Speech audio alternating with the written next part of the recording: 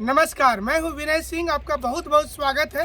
झारखंड में कोयला कितने प्रकार का है, झारखंड में कोल कितने वैरायटी की होती है, कहाँ क्या रिजर्व की कंडीशन है, तमाम चीज़ों पर बात करेंगे। हमारे साथ कुछ जानकार भी रहेंगे, लेकिन आपको हम ये बता दें कि कोयला जो है झारखंड में गोंडवाना काल का है, तो इस पर आपको जानकारी देंगे। पूरे झारखंड जब घूमेंगे, खास करके रामगढ़ चले जाइए या फिर आप भुरकुंडा का इलाका चले जाइए या फिर आप इसके साथ साथ हजारीबाग से सटा हुआ इलाका में जाएंगे, पूरे इलाका में और यहाँ से लेकर के रानीगंज तक दामोदर नदी के किनारे किनारे कोलियरी बेल्ट नजर आएगा, जिसमें टोपा भी आ जाता है। तो ढेर सारे ऐसे फील्ड हैं और यही कारण है कि इस इलाके को झारखंड का रूड़ कहते हैं। रूड़ जर्मनी में एक नदी का नाम है और दामोदर यहाँ पर उसकी इक्विवेलेंट है। ये जो कोयला आप देख रहे हैं, हम कुछ आपको पिक दिखाते हैं। देखिए, ये जो कोल है, ये लेयर सेडिमेंट्री चट्टान, जैसे आप एग्जाम में जब जाते हैं तो सेडिमेंट्री चट्टानों में होता है, इसमें लेयर आपको लेयर नजर आएगा कोयले में। और ये जो कोयला है ये बिटुमिनस है कोयला, क्योंकि यहाँ पर पूरे वर्ल्ड में भी आप देखेंगे तो 80% बिटुमिनस है, तो वो ज़्यादा कोयला ये होता है। एंथ्रासाइट थोड़ा बहुत झरिया में मिल जाएगा, बट बाकी इलाके में आपको बिटुमिनस मिलेगा। लिग्नाइट थोड़ी अच्छी कोयला नहीं मानी जाती और पीट जो वेराइटी होता है वो वेराइटी थोड़ा ख़राब होता है। हम कुछ कोल के जो यहाँ पर जानकार हैं उनका आपको परिचय कहते हैं। आइए रवि सर, आप और नमस्कार। आप ये बताएं कि कोयला का क्या पोजीशन है झारखंड में। पहले तो था कि कोयला हमारे यहाँ सबसे ज़्यादा पाया जाता था झारखंड में, लेकिन 2022 के सर्वे के हिसाब से कोयला में हम लोग का स्थान दूसरा या तीसरा अब आने वाला है। पहले से हम लोग इस सर्वे में जो देख रहे छत्तीसगढ़ के बाद अभी झारखंड का नंबर 2 नंबर पे आ गया। इससे पहले हम लोग 40% रिजर्व झारखंड में रखे हुए थे, लेकिन अभी जैसा उम्मीद किया जा रहा है कि बाकी हम लोग से थोड़ा आगे छत्तीसगढ़ और उड़ीसा हम लोग से तो झारखंड में रिजर्व तो बहुत ज्यादा कोयला होगा, बहुत से क्षेत्र में अभी भी है। अप्रॉक्स 80,356 टन मिलियन टन का 80,000 से ऊपर मिलियन टन, उतना ज्यादा कोयला है झारखंड में। सोचिए कितना ज्यादा कोयला है उस इलाके में। और ये कोल का प्रतिशत के आसपास अप्रॉक्स 40% पूरे झारखंड में जो कोयला पाया जाता है, पूरे इंडिया में जितने कोयला का उत्पादन था उसका 40% अप्रॉक्स। जैसे जहाँ भी माइंस है तो वहाँ से कोल, इतने बड़े बड़े भंडार हम देख रहे हैं, बहुत से इलाके में जा रहे हैं, तो ये कोल फिर यहाँ से कहाँ भेजा जाता है? सारे फैक्ट्री में एनटीपीसी में जाता है, एचईसी में जाता है, जितना जो बड़े बड़े फैक्ट्री हैं रेलवे के थ्रू वहाँ पर प्रोवाइड किया जाता है हम लोग। तो मैंने कोयला का काफी व्यापार भी बहुत बड़े पैमाने पे झारखंड में सबसे बड़ा व्यापार है कोयला ही है। कोयला ही और ईंधन का सबसे ज्यादा स्रोत भी है। तो क्या मतलब ये जो कोल को लेकर के बहुत से लोग तो रोजगार में भी होंगे। थोड़ा देर इसमें फिर आपसे हम पूछेंगे कि कोयला में कितने लोग काम कर रहे हैं, क्या डेटा है सरकार का। लेकिन आपको हम बता दें कि आप कोलियरी क्षेत्र में जब जाएं तो एक बार आप कोयले को मतलब आप देखिए कितने बड़े बोल्डर, मतलब देखिए ऐसा इस साइज का जो पत्थर दिखता है, तो ये साइज का पूरा है कोयला। और ये सोचिए फिर तोड़ करके और फिर जाते होंगे। और इधर आप इलाका देख रहे होंगे बहुत दूर तक का।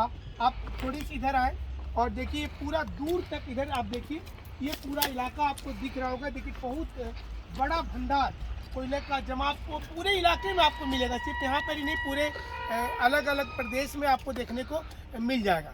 तो ये जो कोयला को लेकर बात करते कि गोंडवाना कोयला इसको कहते क्यों है, क्योंकि गोंडवाना पीरियड में और एक जुरेसिक काल जो है, तो उस काल के समय में सारी पृथ्वी पर जितने प्लांट थे, जितने पौधे थे, वो सारा पौधा जो था वो चला गया पृथ्वी के अंदर, फिर प्रेशराइज हुआ और प्रेशर बढ़ने के बाद में जो कार्बन परसेंटेज था वो बढ़ा है। और ये साथ में बता दें कि सिर्फ यहाँ ही नहीं, अगर आप यूरोप के कोयला का बात करेंगे तो वो थोड़ा सा नया है, हमारी तुलना में थोड़ा नया है। और झारखंड का कोयला थोड़ा सा पुराना है, ये कार्बोनिफेरस पीरियड का कोयला अगर बोलेंगे तो कार्बोनिफेरस पीरियड का है। और यूरोप का कोयला जो है वो परमियम काल का कोयला है। तो ये दोनों में डिफरेंस है। बट अमेरिका में भी जो कोयला है अप्लासियन माउंटेन के पास में, या ब्रिटेन में आप देख लें तो पेनाइन्स माउंटेन रेंज में है। तो झारखंड में देखेंगे आप तो दामोदर नदी घाटी जो है उसके किनारे किनारे कोल का बहुत विशाल मात्रा में कोयला जो है वो पाया जाता है। और इसमें तकरीबन कितने लोग रोजगार में हैं? अप्रॉक्स 50,000 से ऊपर लोगों को कोयला में रोजगार मिला है। 50,000 से ज़्यादा लोग मतलब एक समय में तो कोयला में काफ़ी ज़्यादा लोग, लेकिन हमें लगता है कि 2012 के बाद से इसमें थोड़ी शिफ्टिंग भी तो हो रही है, क्योंकि थर्मल एनर्जी जो है उसके चलते अभी भी सर रोजगार कम नहीं हुआ है। एक्चुअली उसको शिफ्ट किया गया। अभी बड़े बड़े कंपनी लीज पे लेने लगी है, ठीक है, और उसके अंदर में लोग काम करने लगे हैं। पहले से भी इसका कॉन्ट्रैक्ट होते आया था, तभी अप्रॉक्स 50-60 हज़ार लोग भी इसमें भी काम कर रहे हैं। बचपन में जब आप लोग देखते होंगे कोयला चूल्हा जो जलाया जाता था तो आप देखते होंगे धुआं काफ़ी आता है।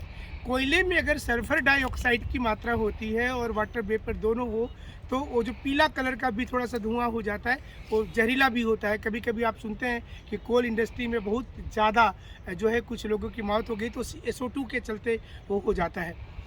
और इस इलाके में अगर आप देखेंगे पूरे धनबाद का जोन, रामगढ़ का जोन, गुरकुंडा का जोन और झरिया वाला इलाका जो फिर रनिंग टू द रानीगंज है, तो ये इलाके में आपको ऐसे ढेर सारे चट्टान मिल जाएंगे। कोयला पर देखिए पीट जो होती है ये पहली वैरायटी होती है, मतलब उसमें कार्बन नहीं के बराबर होता है और उसको जलाएंगे तो बहुत ज़्यादा धुआं आएगा। और दूसरी जो वैरायटी होती है लिग्नाइट की होती है। लिग्नाइट वाली जो वैरायटी है वो तमिलनाडु के नवेली में है और राजस्थान में जलाना है और एक प्लाना जगह है, ये है आपको जम्मू कश्मीर में, वहाँ है। थोड़ा बहुत असम के क्षेत्र में भी आपको मिल जाएगा, टर्सरी कोयला के नाम से भी उसको जाना जाता है, तो उस इलाके में भी आपको कोल देखने को मिलेगा। इसके साथ साथ जब आप बाइटुमिनस की बात करते हैं तो वो नॉट ओनली इन झारखंड, ये छत्तीसगढ़ चले जाइए, मध्य प्रदेश चले जाइए, उड़ीसा चले जाइए, उड़ीसा में तालचेर काफ़ी फेमस है, ये मध्य प्रदेश में सिंगरौली चले जाएं, आंध्र प्रदेश में सिंगरैनी एक जगह है जहाँ पर कोयला इसी प्रकार के जो कोल है। और ये कहीं कहीं पर ओपन माइनिंग है यहाँ। हाँ, ओपन माइनिंग भी है सर। ओपन माइनिंग भी है और एक जो क्लोज्ड माइनिंग होती है, सेफ्ट माइनिंग, जिसमें अंदर एक्चुअली ओपन माइनिंग में निकाल के कोयला को रखा जाता है और सिर्फ जो इंटरनल माइनिंग वहाँ पे फोड़ा जाता है सर बम के थ्रू। अच्छा, उसको मतलब इंटरनल माइनिंग में उसमें बारूद लगा कर उसको तोड़ा जाता है, उसके बाद उसको बाद में शिफ्ट किया जाता है। इससे भी बड़ा साइज का कोयला टूटता है, बहुत बड़ा साइज होता है, इससे भी बड़ा साइज। इस तरह के जो कोयले होते हैं उसको तो लेबर लोग तोड़ते हैं, जो बारूद के थ्रू तोड़ा जाता है बहुत बड़ा चट्टान टूटता है। अच्छा, बड़ा बड़ा चट्टान वहाँ पर टूटता है, तो उसमें मतलब रिस्क भी तो होता होगा। बहुत सारे लोगों का अभी तक सुनिए न्यूज़ में देखते होंगे, बहुत सारे लोगों का जान गया, बहुत सारे मजदूर मारे गए उसमें। ये तो खतरा होगा ही सर। अंदर एक्चुअली हजार फीट नीचे जाकर के मजदूर लोग काम करते हैं इसमें। माइंस जो क्लोज माइंस होता है उसमें हजार फीट नीचे तक लोग जाते हैं। बहुत बहुत आपका धन्यवाद कि आपने ढेर सारी जानकारी दी कोयल इंडस्ट्री को लेकर। तो ये आपको बता दें कि झारखंड आने वाले समय में फिर से इमर्ज हो सकता है नंबर 1 पे, क्योंकि यहाँ पर पोटेंशियल है। और जैसा देखिए आप देख रहे होंगे कि भारत में जो सेंट्रल गवर्नमेंट भी है वो कोशिश कर रही है कि जो थर्मल एनर्जी है उस पर डिपेंडेंसी कम हो।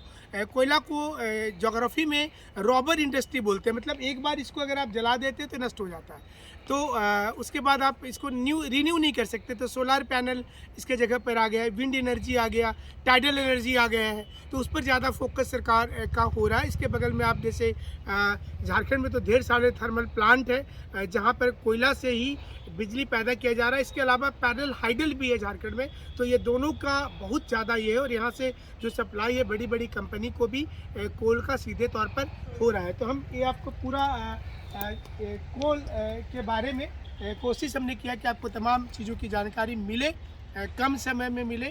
उम्मीद करते हैं कि आपको वीडियो ज़रूर से पसंद आया होगा। हमारे साथ इसी प्रकार से जुड़े रहिएगा, नए लोकेशन पे फिर आपके साथ चलेंगे। हमारे साथ जुड़ने के लिए शुक्रिया, धन्यवाद।